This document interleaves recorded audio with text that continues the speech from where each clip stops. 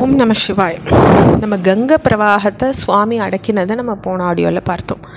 இத்தர தெய்வங்களை ஆராதிக்கிறது ரொம்ப சிரமமான விஷயம். அப்படி ஆராதித்தாலும் முடிவில் அடையிற பலனும் அல்பமாக தான் சொல்லப்பட்டிருக்கு வேதங்களில்.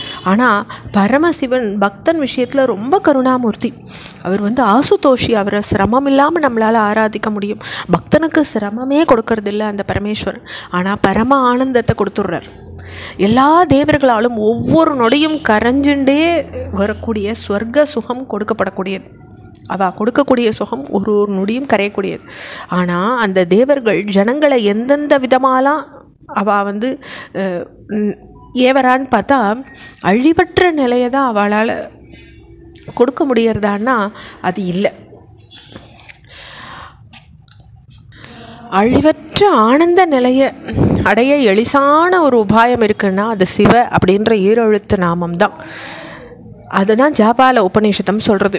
எந்த ஜபத்தினால அழிவற்ற ஆனந்த நிலையை அடையலாம்னு விடவிற பிரம்மச்சாரியார்கிட்ட யாக்ஞவல்கர் சதருத்ரி அப்படின்ற மந்திரத்தை ஓதி அந்த நிலையை பெறலாம்னு சொல்கிறார். அதாவது சிவ அப்படின்ற ஈரெழுத்து நாமம் பேச்சில் ஒரு தடவை உச்சரிக்கப்பட்டால் கூட அது விரைவில் பாவத்தை போக்க வரக்கூடியது அப்படின்னு சொல்கிறாரு அந்த ரிஷி. அப்போ பிரம்ம தர்க்க ஸ்வதம் அப்படின்ற நூல்லையும் ஜீவரத்னமாக அந்த சிவ அப்படின்ற நாமம் கொண்டாடப்படுறது. வேதங்களில் ஏதோ ஒரு விதமாக சில மந்திரங்கள் விளக்கப்பட்டிருக்கிறதுனால தேவர்கள் ரொம்ப பெருமிதம் அடைகிறாங்க. அந்த வேதங்களினுடைய வாயிலாக இருக்கக்கூடியது சிவமந்திரம். அப்போது அர்த்தவாதபரமாக சில வேத மந்திரங்கள் சில தேவர்களால் துதிக்கப்படுறான். ஆனால் அந்த மந்திரங்களின் பரம தாத்பரியம் அந்த தேவர்களால் துதிக்கிறதில்லை. அப்போது அந்தர்யாமியான சிவபெருமான போய் தான் அது எல்லா மந்திரங்களும் போய் அடையிறது. அப்படி இருந்தும் தங்கள் பெயர் வேதங்களில் சொல்லப்படுறதுன்ற காரணத்தினாலேயே பெருங்கீர்த்தி உடையவாளாக இருக்கா தேவர்கள். ஆனால் அவளுக்கு இந்த பெருமையை அளிக்கிற வேதங்கள் மகேஷனுடைய மாளிகை வாசலில் தாங்களாகவே நாய்களாக காவல் புரியறது. அப்பேற்பட்டது மகேஷனுடைய மகிமை. பரமேஸ்வரன் ஒருத்தர் தான் காலத்தினால பாதிக்கப்படாதவர். எல்லா வேதங்களும் நித்திய வஸ்துவாக அவரையே தங்கள் முடிவாக பொருளாக வச்சுருக்கு. எவர் தன்னை அண்டின மக்களுக்கு சாந்தானிக்கம்ன்ற லோகத்தை கொடுக்க வல்லவரோ, எவர் உலகங்கள் எல்லாவற்றுக்கும் ஈஸ்வரரோ, அந்த ராமனும் கூட மனுஷ ஜென்மா எடுத்ததுனால காலம் முடிஞ்சதும் யமனால் அழைக்கப்பட்டார் இல்லையா? அப்படிப்பட்ட காலனும் கூட ஒரு பிராமண சிறுவனை காக்கிறதுக்காக எந்த மகேஷ்னால் அழிக்கப்பட்டாரோ அப்பேற்பட்ட அந்த மகேஸ்வரன் ஒருத்தர் தான் காலாதீத்தராக இருக்கார். அவர் தான் பெறப்பற்றவர். அவர் தான் சர்வலோக சரண்யர். அவரை சரணடைஞ்சவாளுக்கு காலனும் அண்டமாட்டான் அப்படின்னு கலிவிடம்பனம் சொல்கிறத நம்மளால் பார்க்க முடியறது. அப்போ முன்ன எல்லா வகையிலையும் பால வேண்டின ஒரு அந்தணனுக்கு எந்த கருணாமூர்த்தியான சிவனால் மகாலட்சுமி, விஷ்ணு, கல்பத்தரு, அமிர்தம், சிந்தாமணி இவைகளோட பார்க்கடலே அளிக்கப்பட்டதோ அந்த பரமேஸ்வரனுடைய எல்லையற்ற கருணையை விளக்கக்கூடியது தான் உபமன்யு உபாக்கியானம்.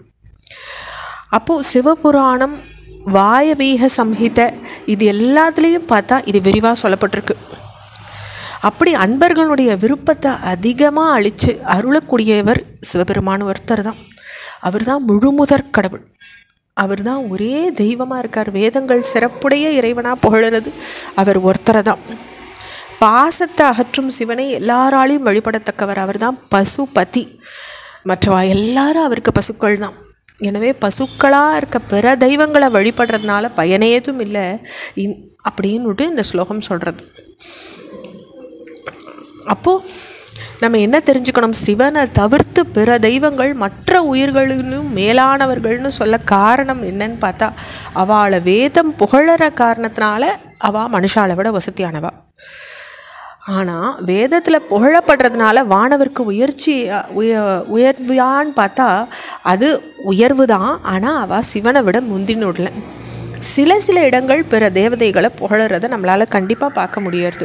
ஆனால் தேவனோ மானுடனோ மற்றும் உள்ள சராசரங்களில் அடங்கின யாரானாலும் சரி அவற்றினுடைய துன்பத்தை போக்கி விடுதலை அளிக்கிற வல்லமை அந்த பசுபதியான பரமேஸ்வரன் ஒருத்தருக்கு தான் இருக்குது அப்படின்றத நம்ம நன்னா தெரிஞ்சுக்கணும். தொடர்ச்சியை அடுத்த பகுதியில் பார்க்கலாம். ஓம் நம சிவாய்.